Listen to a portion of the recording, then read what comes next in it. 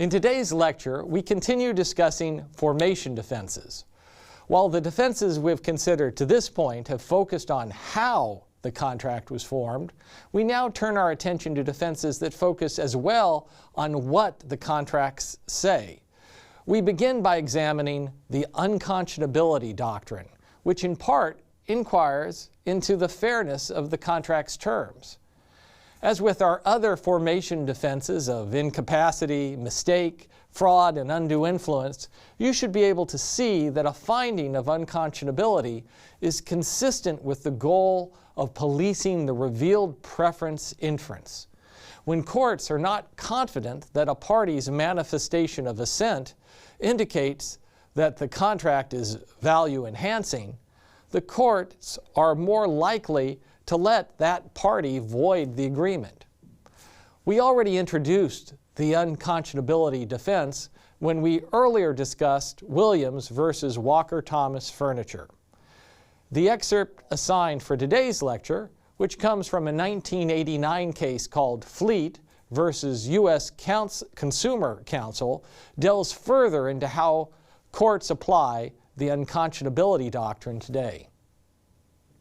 In Fleet, the defendant, United States Consumer Council, represented that it would be able to help consumers facing the loss of their homes through foreclosure.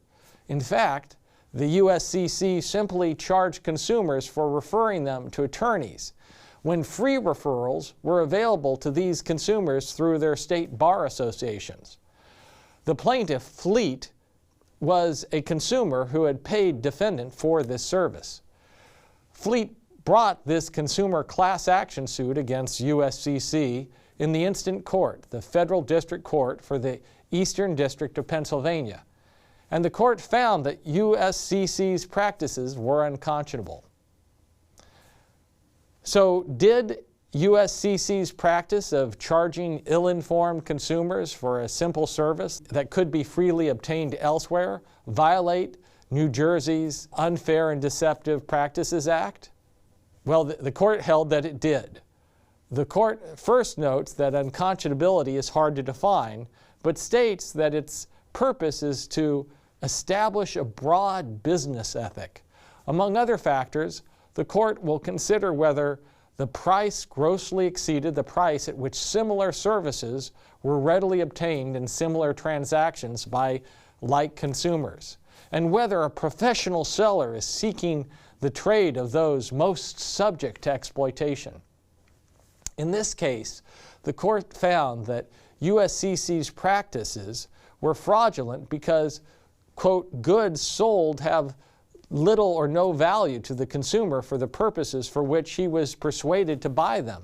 And, quote, the consumers who turned to USCC for help were financially troubled and distraught.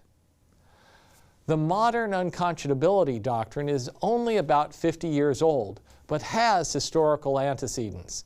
In 1750, the Court of Chancery described an unconscientious bargain as one such as no man in his senses and not under delusion would make on the one hand, and as no honest and fair man would accept on the other. This quotation is suggestive of what I earlier described as the abstinian inversion.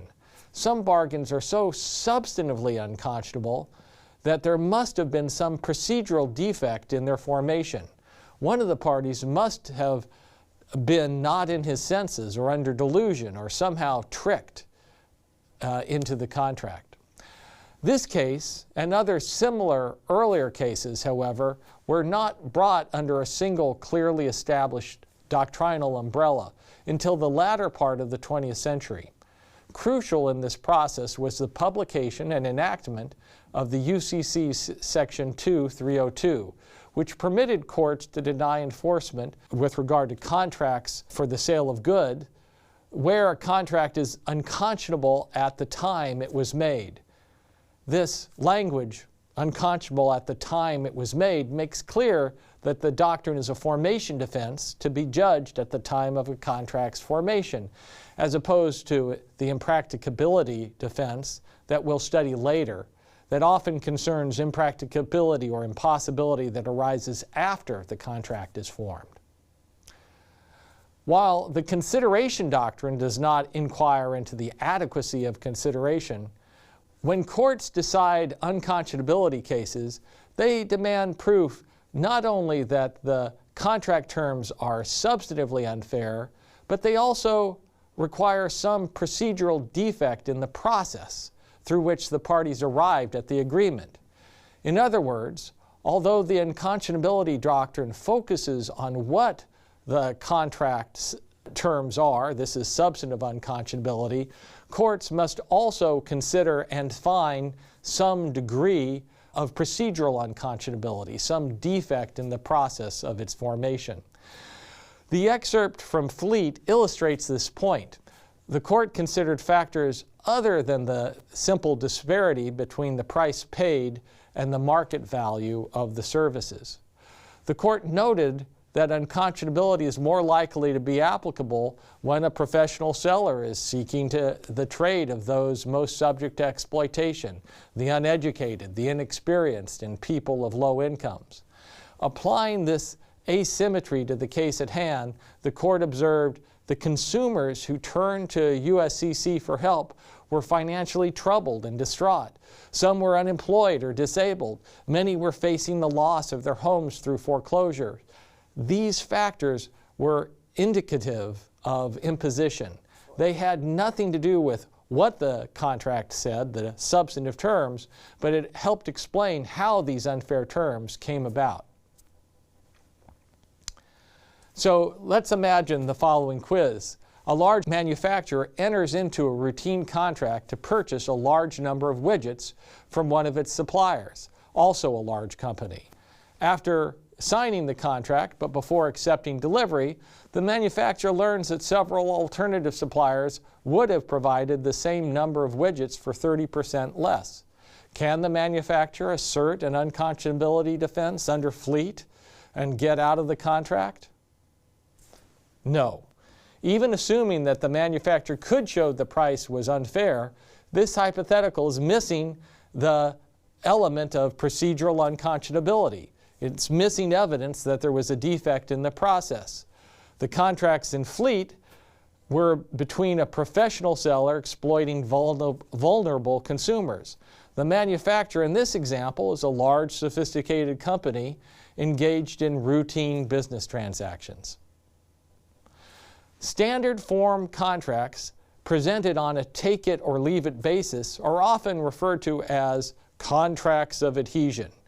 California courts have taken the lead in holding that a contract of adhesion is always procedurally unconscionable. The unconscionability question in California then boils down to whether the bargain is sufficiently unconscionable from a substantive standpoint to warrant non-enforcement. Notwithstanding California's position, however, contracts of adhesion are generally enforceable. Thus, while the phrase contract of adhesion has a pejorative overtone, it's important to keep in mind that most adhesive contracts will be judicially enforced. Merely arguing that your client signed a standardized contract, a contract of adhesion, that was presented on a take-it-or-leave-it basis will not normally be sufficient to avoid the finding of an unenforceable agreement. If this were not the case, internet commerce would be dead because virtually all internet purchases come via click-it-or-leave-it contractual offers. The unconscionability doctrine might be conceptualized merely as a default.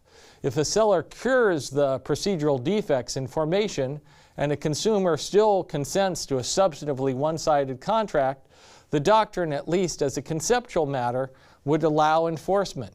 But to my mind, a fair reading of these unconscionability cases suggests that unconscionability is more of a mandatory rule. While fine print procedural defects can be remedied, other defects concerning consumers' circumstances and the parties' relative bargaining power are virtually impossible to cure, so that the doctrine's substantive cap on one-sidedness represents a mandatory restriction on freedom of contract. Let's end with a hypothetical. A pharmacist in a small town in a mountain valley typically sells medicine X over the counter for $5 and has a good inventory for the winter. There are no other drugstores. A violent snowstorm closes in the valley with 30-foot drifts. An outbreak of illness creates a demand for this very medicine. The pharmacist has enough in stock to supply everyone who is ill, but now charges $25 per bottle on a take-it-or-leave-it basis. Most take it. 2 days later, a helicopter lands with enough medicine for everyone at $5. Those who took it demand their money back. Should they get it? And what about the non-legal sanctions against the pharmacist? Well, there are some statutes prohibiting price gouging during weather disruptions in the marketplace.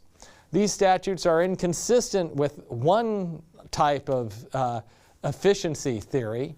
If the blizzard makes medicine more valuable, it's efficient for a pharmacist to raise the price, even if the current inventory was presumably was purchased by the store at a lower pre-blizzard price. Price gouging gives the stores better incentives to stock larger quantities and make sure that the medicine ends up in the hands of the highest valuing users. Instead, the price gouging statutes tend to randomly distribute the medicine or force higher value users to waste efforts racing to the stores. This is not to say that the price gouging statutes are wrong. Sometimes equity trumps efficiency concerns in the public consciousness and in our laws. Well, let's review. Today we talked about the unconscionability doctrine, and under the unconscionability doctrine, a contract will not be enforced if its terms are seriously unfair to one of the parties. However, such substantive unfairness is not usually enough to set aside a contract. The complaining party must also demonstrate some flaw in the bargaining process that allowed the unfair terms to arise.